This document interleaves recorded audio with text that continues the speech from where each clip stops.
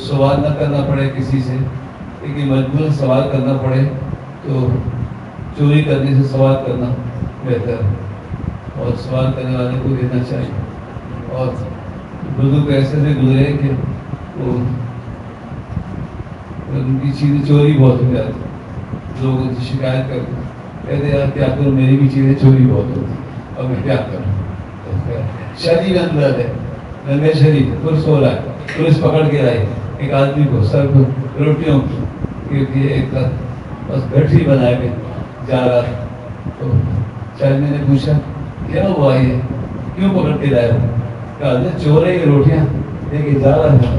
کہا اس نے پوچھا کیا کرو گے؟ حضور کچھ کھاؤں گا، کچھ کھلاؤں گا لوں۔ تو پولیس سے کہا یہ چور ہے یا میرا مفت کا مزدور ہے؟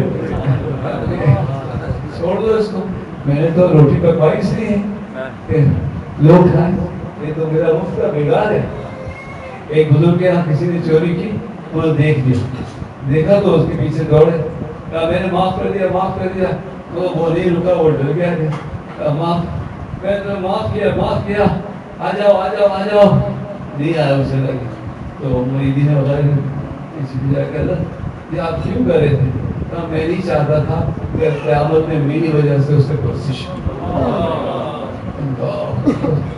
بتاؤ یہ تھے بزرگ لوگ۔ اللہ چور کو کہہ رہے آ جاؤ، میں نے تمہیں معاف کر دیا ہے، اور مریدی نے پوچھا تھا کیوں اتنے پریشان ہے؟ کہا مجھے کل قیامت میں بہت رسوائی ہوگی تھی، میری وجہ سے کوئی مسلمان ہے پریشان ہوا۔ اللہ اکبر۔ حضرت عمر فاروق تعالیٰ شہید ہوئے تو پہلا سوال یہ کیا کہ مجھے کس نے مارا ہے؟ تو کہا فیروز کا شکر ہے میری وجہ سے کسی مسلمان کو پریشانی نہیں ہوئی، کہ مجھ سے کسی مسلمان نے مجھ پہ حملہ نہیں کیا کہ کل میری وجہ سے کوئی مسلمان۔